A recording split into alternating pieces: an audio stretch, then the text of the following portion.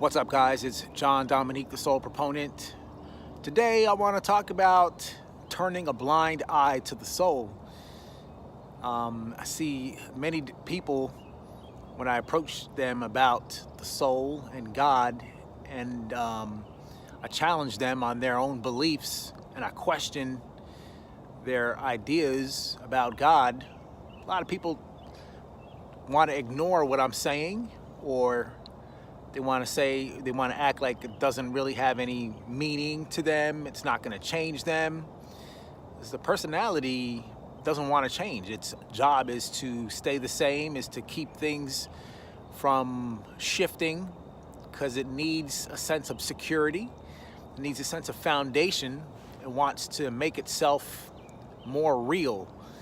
It doesn't really realize that by trying to hold on and make things the same all the time, that it's actually nailing itself in its own coffin.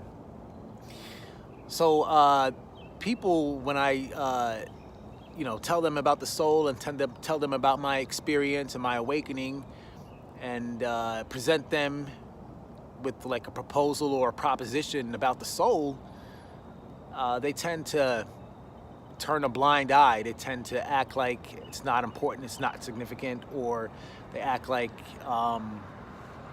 the information that I'm providing them is not gonna, change their mind about their beliefs, even though they know their beliefs are wrong, or they know that they're harmful, or they know that they don't make sense, etc., etc.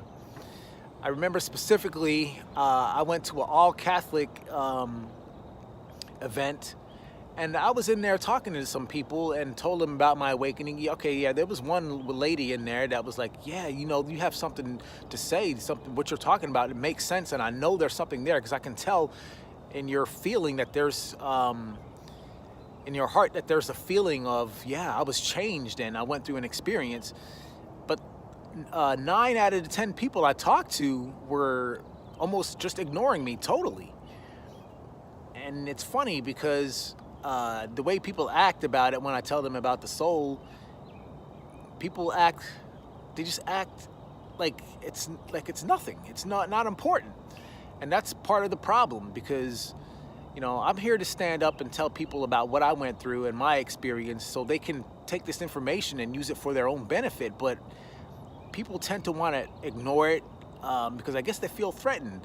They feel threatened that, if they have to, consider the possibility that their beliefs are wrong, and no one wants to do that, because it's a threat to survival. It's a threat to the systems of the personality, the belief systems and the philosophies and all this. It's a very sensitive topic, because people tend to get, I don't know what word I want to use here. People tend to get very personal. They tend to get threatened. They feel like if there's a challenge to what they think and what they believe, they feel offended. And the personality will fight to the death. It will fight to the death to keep itself alive. That's its job. It's survival. It can be very nasty and very bitter. The personality fights, nails and claws and teeth and blood and sweat. That's the viciousness of it. And when you think about it, it's like, well, if you believe in, here's one line of reasoning that I present to people when I see that they're turning a blind eye to the soul. One of the reasonings, I'm like, well, let's examine the motivation for your belief in God and belief in Jesus. For Christians and Catholics, let's examine the motivations. Why are you believing this stuff? And a lot of people don't ever question that, but for me, when I was a Catholic and a Christian, I was believing because I was scared that if I didn't believe, I'd go to hell.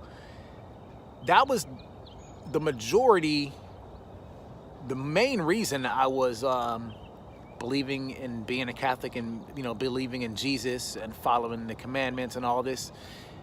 And that motivation needs to be examined, because most people don't think about, well, If we're doing it because of fear, well, where could that fear be coming from? Because ultimately, fear doesn't come from God. So if that fear doesn't come from God, then where else could it be coming from? What's the only other alternative? And here is where people turn a blind eye, because, you know, this is like the story of Jesus and his disciples. His disciples turned, you know, they all turned their backs on him right when Jesus got arrested. Well, the moral to the story is that we're the ones turning our backs on God, on the soul, when we find out the truth, because the truth is inconvenient.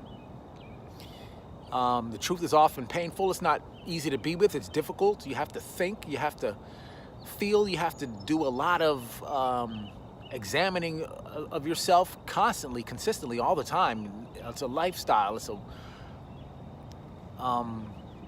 but yeah, so people turn a blind eye on the soul because of all that. The soul is not an easy thing. Again, it's very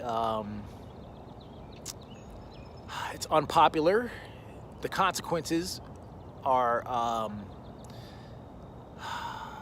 inconvenient. You know, to have to uproot our own belief system, to uproot and challenge the systems that are in place as we speak right now. Like, Christianity has been around for a long time, this form of Christianity.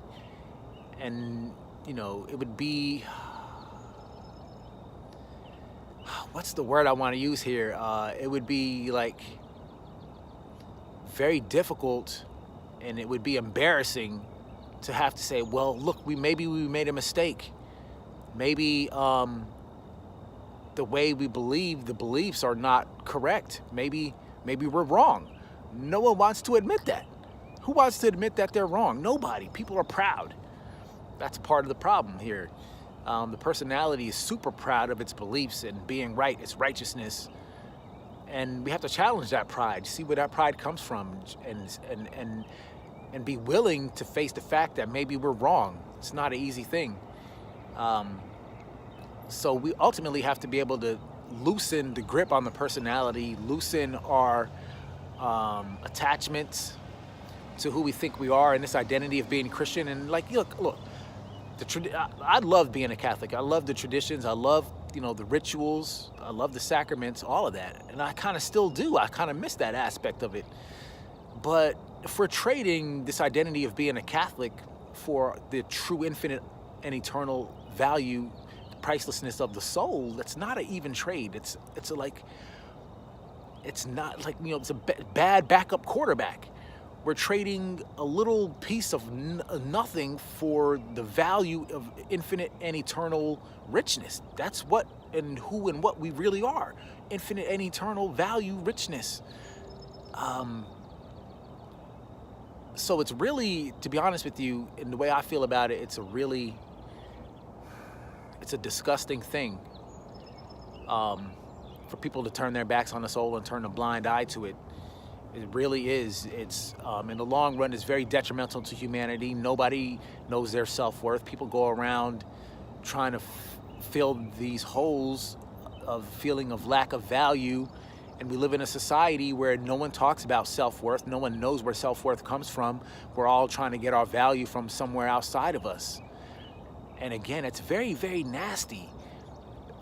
It causes a lot of destruction to humanity. And people walk around like this is not important. You know, the reason I'm here to talk about this is because it's so important for me to talk. I have a calling. I can't not say anything about this. Like, people need to know about this. It's not something to just, you know, talk about and just throw away in the garbage when you're done with it. This is something that somebody needs to stand up and consistently say something again and again and again, because this is a realization we need to come to, our own awakening. This is important. This is not, you know, this is something that we need to think about in the long run, how our children are going to grow up. What about the future generations? We can't continue. We think like everything's fine. We think everything's normal. This is the way it's always been. It's never going to change. But the problem is that nobody knows their own value. People are turning their own eye, a blind eye to the soul. They don't know God. We think we know God. We have an idea about God. But the truth is, without the soul, you can't know God. You can't know God if you don't know the soul. John Dominique, the Soul Proponent.